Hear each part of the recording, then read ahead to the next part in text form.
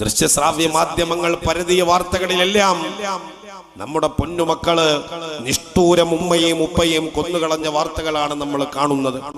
ലഹരിക്കടിമപ്പെട്ട് യുവത്വം തുലച്ചു കളയുന്ന ഒരു സമൂഹം. അത് കിട്ടാതാകുമ്പോ സാമ്പത്തികം സ്വരുക്കൂട്ടാൻ വേണ്ടി ഏറ്റവും മോശമായ രീതികളെ സമീപിക്കുന്ന ഒരു സമൂഹമായിട്ട് നമ്മുടെ യുവതലമുറ മാറിക്കൊണ്ടിരിക്കുകയാണ്. പ്രായഭേദമന്യേ ചെറുതൊന്നില്ല വലുതൊന്നില്ല 7 വയസ്സും 8 വയസ്സും മുതലേ ലഹരിയുടെ ഉപയോഗങ്ങളിലൂടെ കടന്നു പോകുന്ന മക്കളായിട്ട് മാറുകയാണ്.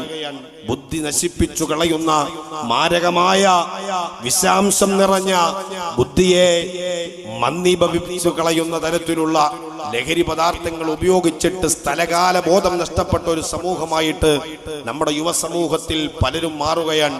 അവിടെ വാപ്പയാരാന്നറിയില്ല, അവിടെ ഉമ്മയാരാണെന്നറിയില്ല, അവിടെ സഹോദരി ആരാണെന്നറിയില്ല. സ്വബോധം നഷ്ടപ്പെട്ടു പോവുകയാണ്. ഇന്നലെയും ഒരു ജില്ലയിലെ വാർത്ത കാണുകയാണ്. 9ാം ക്ലാസ് വിദ്യാർത്ഥി തന്റെ സഹോദരിയെ പീഡിപ്പിച്ചു എന്ന് ഒരു വാർത്ത കാണുകയാണ്.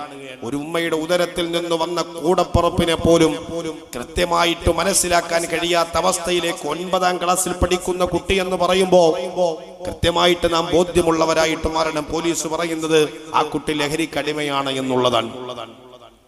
നമ്മളൊക്കെ ജീവിച്ചൊരു കാലത്ത് 9ാം ക്ലാസ്സും 8ാം ക്ലാസ്സും എന്നൊക്കെ പറയുമ്പോ അത്രമേൽ ചെറിയ പ്രായമാണെന്നും കൊച്ചുകുട്ടിയാണെന്നും ഒക്കെ നാം പറഞ്ഞു നടന്നിരുന്ന ഒരു കാലം 6ാം ക്ലാസ്സും 7ാം ക്ലാസ്സും 8ാം ക്ലാസ്സുകളിലേക്ക് എത്തുമ്പോ നമ്മുടെ മക്കള് വല്ലാത്തൊരവസ്ഥയിലേക്ക് മാറുകയാണ്. സുലഭമാണ് ഇന്ന് വഴി പിഴച്ചു പോകാനുള്ള വഴികൾ.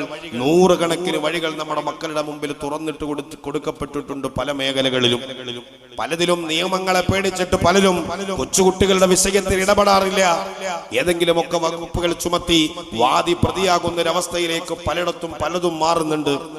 അങ്ങനെയാണ് പലപ്പോഴും നമ്മുടെ മക്കൾക്ക് തെറ്റു ചെയ്യാനുള്ള ലൈസൻസ് ആയി പോകുന്ന ഒരു കാലം.